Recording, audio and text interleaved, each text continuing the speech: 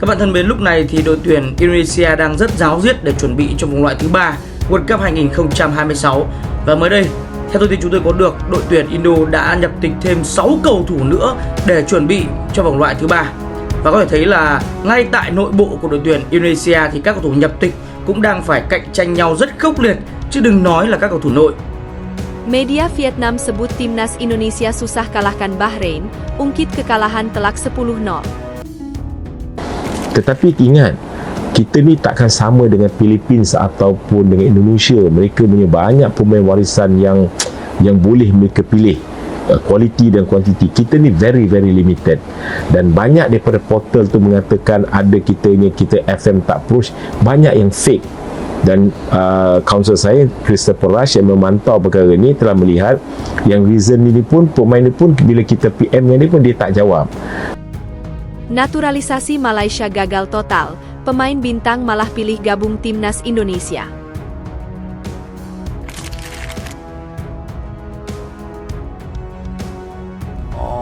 그 팀이 지금 플레이오프 결승 올라갔기 때문에 인도네시아에 도착하는 날은 6월 5일 날 도착하기 때문에 아마 제이는 6월 6일 날 이라크랑 경기에는 아마 힘들 것 같다 보시면 되겠습니다.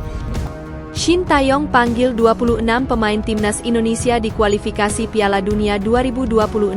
2 bintang dicoret.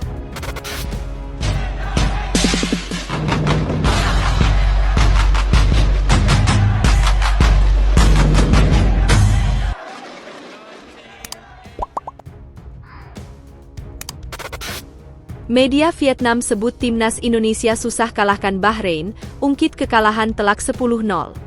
Media asing asal Vietnam, Soha memprediksi timnas Indonesia bakal kesulitan menghadapi Bahrain di putaran ketiga kualifikasi Piala Dunia 2026 zona Asia.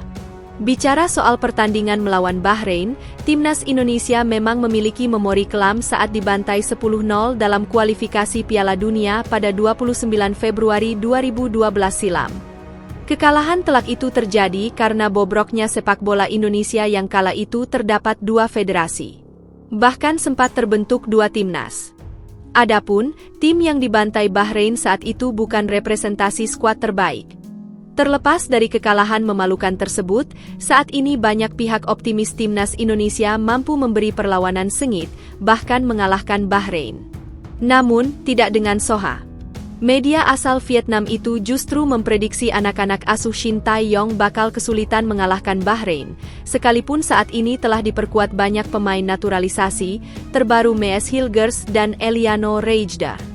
Hal itu, pemain naturalisasi, tidak bisa menjamin timnas Indonesia bernapas lega saat bertemu Bahrain di 2 laga mendatang, kata mereka, dikutip Selasa, 24 September 2024.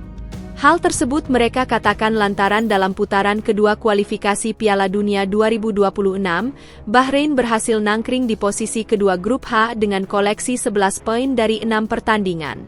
Pada ranking FIFA, Bahrain juga berada di peringkat 81, lebih tinggi 48 peringkat dari Indonesia yang kini ada di peringkat 129. Selain itu, Bahrain juga memiliki prestasi lebih baik di turnamen kontinental, kata mereka. Sama seperti Indonesia, Bahrain tentu tengah fokus mengincar peringkat 3 atau 4 grup C untuk bisa lolos ke putaran keempat kualifikasi Piala Dunia 2026. Saat melawan Indonesia, wakil Asia Barat itu pada dasarnya masih dinilai sedikit lebih baik.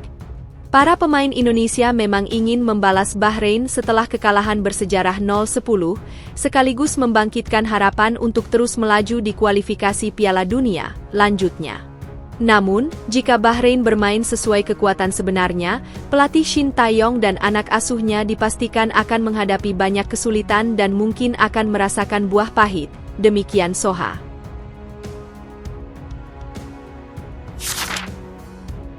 Naturalisasi Malaysia gagal total, pemain bintang malah pilih gabung timnas Indonesia. Ambisi tim nasional Malaysia untuk meniru kesuksesan program naturalisasi timnas Indonesia justru berakhir memalukan. Federasi Sepak Bola Malaysia (FAM) mencoba menggaet pemain-pemain keturunan seperti Mats Dale, Wan Kuzain, dan Ferdi Druij, tetapi upaya ini gagal total. Bukannya memperkuat skuad, para pemain justru menolak keras berseragam Harimau Malaya. Bahkan salah satu incaran Malaysia lebih tertarik membela timnas Indonesia. Langkah FAM untuk mengadopsi strategi naturalisasi ala Indonesia tampaknya menjadi bumerang. Seiring dengan makin diminatinya timnas Garuda oleh pemain-pemain keturunan, Malaysia justru makin terpuruk. Ferdi Druij, striker Rapid Wina, secara terang-terangan menolak tawaran Malaysia dan malah terlihat lebih tertarik pada timnas Indonesia. Druij bahkan meninggalkan komentar di media sosial Eliano Rajders saat ia berjabat tangan dengan Erick Thohir, ketua PSSI. Netizen pun berspekulasi bahwa Druij lebih memilih Garuda ketimbang Harimau Malaya.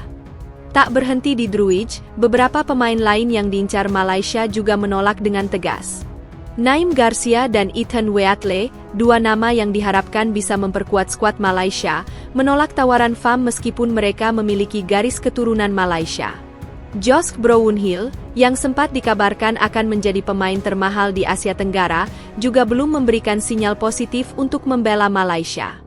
Kegagalan Malaysia dalam mendatangkan pemain-pemain keturunan ini semakin mempertegas bahwa mereka belum bisa menyaingi kesuksesan Indonesia dalam program naturalisasi.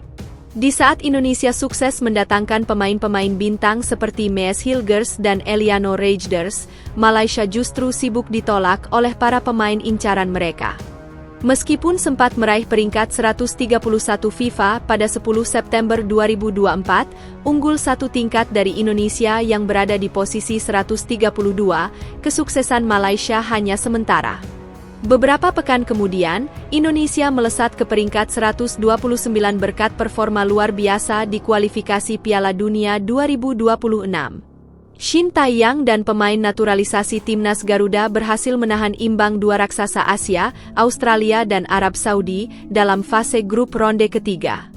Tak hanya dari segi permainan, Indonesia juga lebih sukses dalam menarik minat pemain keturunan berkualitas tinggi untuk memperkuat skuad Garuda. Keberhasilan Indonesia ini membuat Malaysia semakin terlihat gagal paham dalam upaya mereka meniru strategi yang jelas-jelas tidak cocok dengan kondisi mereka. Pelatih asal Spanyol, Pau Martí Vicente, mungkin berhasil memodernisasi permainan Malaysia dengan gaya tiki-taka dan memenangkan Piala Merdeka, tetapi itu tidak banyak membantu dalam kompetisi internasional. Malaysia masih kesulitan untuk bersaing dengan Indonesia dan negara-negara Asia Tenggara lainnya. Meski Pau Martí mendapat banyak pujian dari media dan fans Malaysia, realitas di lapangan memperlihatkan sebaliknya. Skuad Harimau Malaya hanya bisa unggul di turnamen lokal buatan sendiri, sementara di level yang lebih besar, mereka masih terjebak di tengah-tengah kegagalan program naturalisasi yang sepertinya lebih berfungsi sebagai gimmick ketimbang solusi nyata. Alih-alih belajar dari kesuksesan Indonesia, FAM tampaknya terus memaksakan strategi yang sudah jelas-jelas gagal. Dengan menargetkan pemain-pemain seperti Endrick Dos Santos, Paulo Josue, dan Romel Morales, Malaysia berupaya keras mengejar ketertinggalan mereka. Namun, dengan pemain keturunan yang lebih memilih timnas Indonesia, Malaysia tampaknya semakin tertinggal di peta sepak bola Asia Tenggara. Sementara Erick Thohir dan timnas Indonesia terus dipuji berkat performa mereka di kualifikasi Piala Dunia, Malaysia justru sibuk menangani penolakan demi penolakan dari para pemain keturunan. Bagi Malaysia, meniru strategi Indonesia tampaknya lebih mirip seperti meniru kesalahan, karena mereka tidak mampu mengimplementasikannya dengan baik. Shin Tae-yong panggil 26 pemain timnas Indonesia di kualifikasi Piala Dunia 2026. Mees Hilgers dan Eliano Rajders masuk, dua bintang dicoret. Pelatih timnas Indonesia, Shin Tae-yong dikabarkan telah menyiapkan 26 nama pemain yang bakal dibawa untuk hadapi dua laga tandang di kualifikasi Piala Dunia 2026.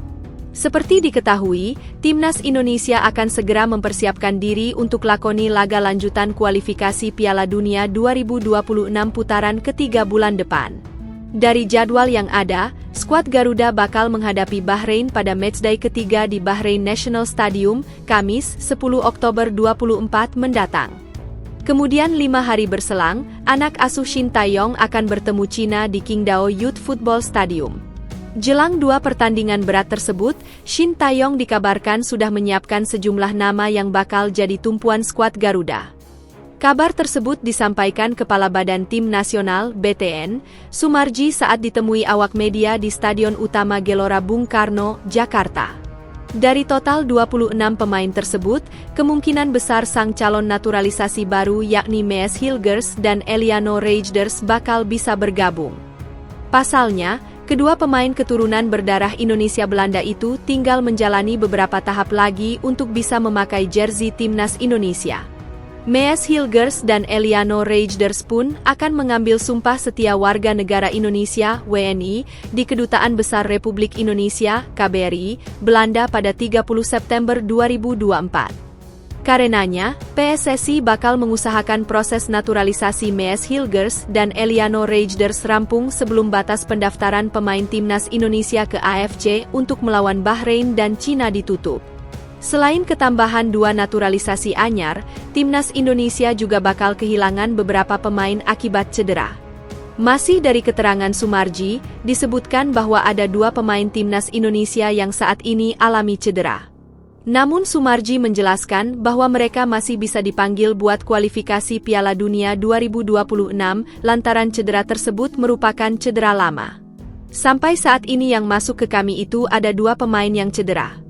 Tapi menurut saya, itu cedera lama dan kemungkinan besar mereka bisa berkumpul karena kami akan berangkat pada 6 Oktober, tuturnya.